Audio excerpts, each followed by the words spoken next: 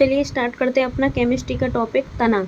पौधे का वह भाग जो भूमि तथा जल के विपरीत वह प्रकाश की दिशा में वृद्धि करता है वो तना कहलाता है। तना प्रांकुर से विकसित होते से हुए पत्तियां, शाखाएं, फूल तथा फल आदि को धारण करता है। तने की विशेषताएं। तने के अग्र सिरे पर कलिकाएं होती हैं जो तने की वृद्धि में सहायता पहुंचाती हैं। तने पर पत्तियां एवं शाखाएं होती हैं। तने कई आकार के होते हैं जैसे बेलनाकार, कोणीय, चपटा आदि। तने के प्रकार। भूमि की स्थिति के अनुसार तनों के 3 प्रकार होते हैं।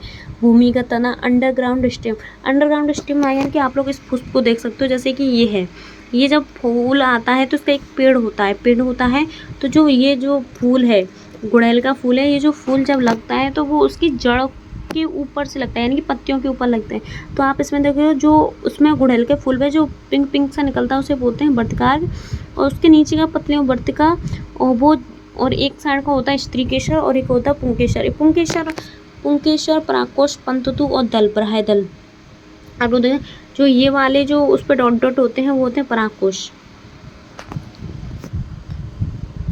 भूमिगत तने में पर्णकलिकाएं, पर्णसंध्या तथा शल्क पत्र उपलब्ध होते हैं। कुछ परिस्थितियों में भूमिगत तने भोजन संग्रह करने के मोटा एवं महासल हो जाता है। उदाहरण केला, अदरक, आलू, फन, हल्दी, प्याज, जिमीकंद। भूमिगत तने उदाहरण प्रकंद में होते हैं हल्दी, अदरक, फन, केला, और स्तंभ कंद में होता है आलू, शल्क कंद में होता है प्याज और लहसुन, धनकंद में होता है जिमीकंद और कचालू। पत्ती की बात करते हैं लीफ। आप लोगों ने लीफ तो बहुत सारी देखी होंगी कभी पेड़ से, तो नो प्रॉब्लम। देखो जो पत्ती का वो होता है उसे डंठल बोलते हैं, जो उसी के पास होता ना और बीच में होता है उसे अक्ष बोलते हैं, और पत्ती का आधार बोलते हैं जिससे अटैचमेंट होती है।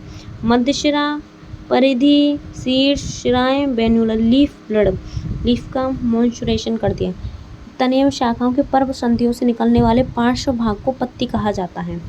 पत्ती के भाग पढ़ेंगे।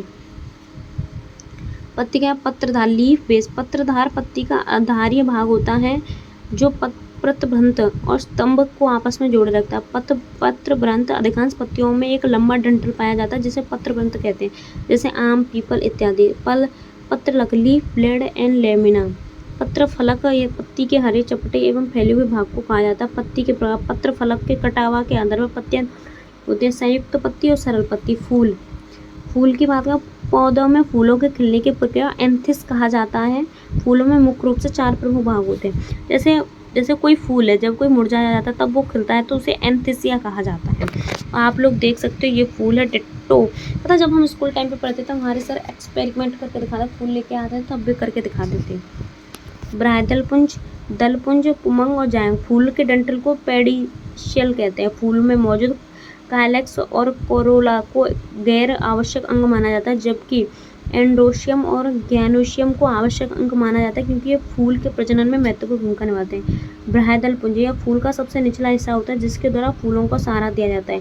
ग्लेक्सी का रंग हरा होता है और इनमें पर्णहरित पाया जाता है। पर्णहरित के कारण पर्णित होता है क्लोरोफिल के कारण प्रकाश संश्लेषण की क्रिया होती है। कैलिक्स के एक भाग को सेपिल कहा जाता है जो कैलेक्स की इकाई है। दलपुंज यह फूल का मुख्य हिस्सा होता है। भिन्न पौधों में कोरोला अलग अलग आकर्षक रंगों में पाया जाता है।